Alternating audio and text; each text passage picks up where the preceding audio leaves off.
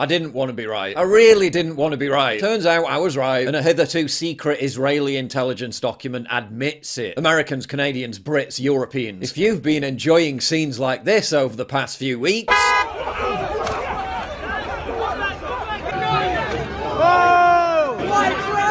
well, get ready for a whole lot more. A leaked document penned by the Israeli Ministry of Intelligence reveals all. Their preferred option, according to this document, is the full, forcible and permanent transfer of the Gaza Strip's 2.2 million Palestinian residents. Initially to Egypt's Sinai Peninsula, and then to guess where? Countries in Europe, and especially the Mediterranean, Greece, Spain, which will be mandated to absorb and settle this vast quantity of people, along with Canada, which will also carry out the absorption of the population of Gaza and its settlement within the framework of the permissive immigration policy. The document lays out how an aggressive public relations campaign will be ramped up in the Western world to promote the transfer plan. One which does not incite or vilify Israel, but which calls on the West to step up and take the refugees as a humanitarian necessity to prevent mass civilian deaths in Gaza. There it is in black and white. Western Europe, Canada, and eventually the United States will once again, despite the unmitigated disaster when it occurred last time, be expected to take in millions of Middle Eastern refugees. What could possibly go wrong?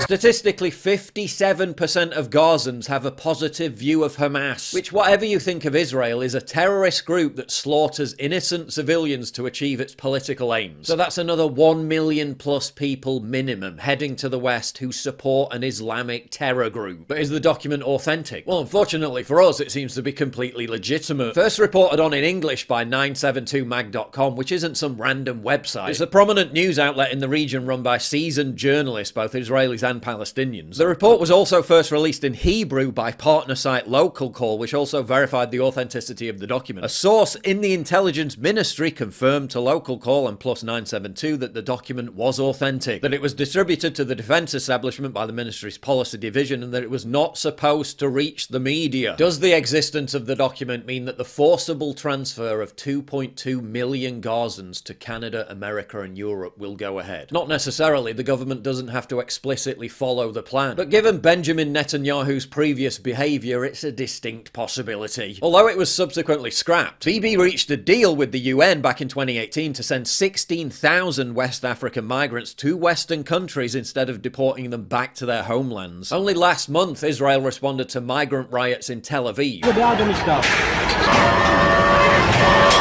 by vowing to deport all African migrants, every single one. Are they all heading our way too? We're just going to lie back and take it as Israel dumps its problems on us once again. Exports its ethnic blood feuds to our streets. Streets that are already boiling over with rage and resentment as a direct result of the vast quantities of migrants from that region that we've already imported. Cold turkey may be great on sandwiches, but there's a better way to break your bad habits. I'm not talking about some woo-woo hypnosis technique. I'm talking about something way more practical. I'm talking about our video sponsor, Fume. They look at the problem in a different way. Instead of methods that only temporarily limit the bad habit and don't work in the long term, why not just remove the bad from your habit? Fume turns it into a habit you're free to enjoy and makes replacing your bad habit easy peasy. Your Fume comes with an adjustable airflow dial and is designed with movable parts and magnets for fidgeting. Ooh, yeah, that fidget. Giving your fingers a lot to do, which is helpful for de-stressing and anxiety while breaking your bad habit. Instead of electronics and vapor, Fume uses flavored air. Instead of using harmful chemicals, Fume uses all-natural, delicious flavors. Even more exciting is Fume's new flavored cores. Orange vanilla, sweet and citrusy with a touch of classic vanilla. Raspberry lemon, full-bodied lemonade with a hint of berries. And last but not least, sparkling grapefruit. Fresh and cooling fruity grapefruit. It feels fresh, it tastes way more flavorful than you'd expect. Then there's also the satisfying feel of the thing. Fully weighted, perfectly balanced, and really fun to fidget with. Stopping is something we all put off because it is hard, but switching to Fume is easy, enjoyable, and even fun. Fume has served over 150,000 customers and has thousands of success stories, and there's no reason that can't be you. Join Fume in accelerating humanity humanity's breakup from destructive habits by getting your hands on the Journey Pack today. Head to tryfume.com/PJW or scan the QR code and use code PJW to get 10% off your Journey Pack today. It's right down there in the description. That's tryfum.com and use code PJW to get an additional 10% off your order. Now, back to the video. Turning back to the document in more detail, it recommends that Israel act to evacuate the civilian population to Sinai during the war, establish tent cities and later more permanent cities in the northern Sinai that will absorb the expelled population, and then create a sterile zone of several kilometers within Egypt and prevent the return of the population to activities residences near the border with Israel. At the same time, governments around the world led by the United States must be mobilized to implement the move. It also emphasizes how the Biden administration, which has not so far overtly said that Palestinian refugees will be settled in the US, will be a key player in overseeing this massive population transfer to the West. The document also says that the United States should be enlisted in the process to exert pressure on Egypt to absorb the Palestinian residents of Gaza, and that other European countries, particularly Greece and Spain as well as Canada, should help absorb and settle the Palestinian refugees. The Ministry of Intelligence said the document was not yet formally distributed to US officials, but only to the Israeli government and security agencies. It also makes clear that the Palestinians will not be allowed to return. Don't forget, both Jordan and Egypt have made it very clear that they'll refuse to take in any Palestinian refugees for any length of time other than on a very temporary basis, before they're quickly dispatched to Western Europe, Canada and the United States.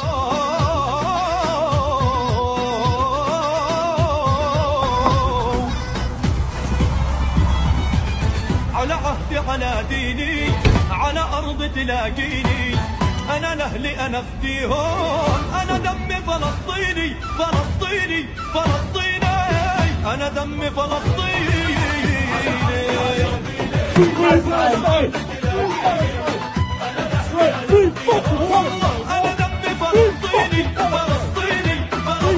This is what a senior Egyptian government official recently told a European counterpart. You want us to take 1 million people? Well, I'm going to send them to Europe. You care about human rights so much? Well, you take them. Yeah, no thanks. Some vehement pro-Israelis on the American right have insisted that the US should take in Palestinian refugees, finding common cause with far-left lawmakers like AOC. To absorb what could be over 1 million, if not more, refugees from Gaza.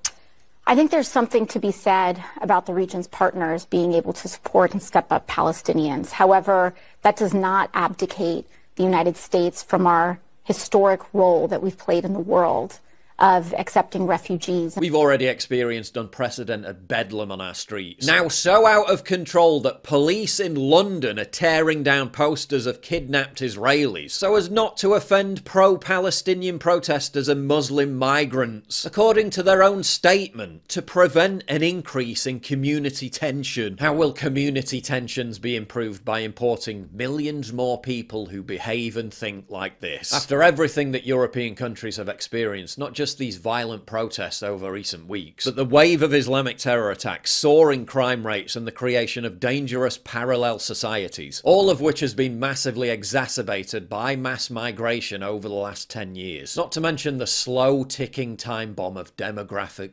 modification. I'm sorry, but no thanks. I don't care what Israel wants. We don't want any more of them.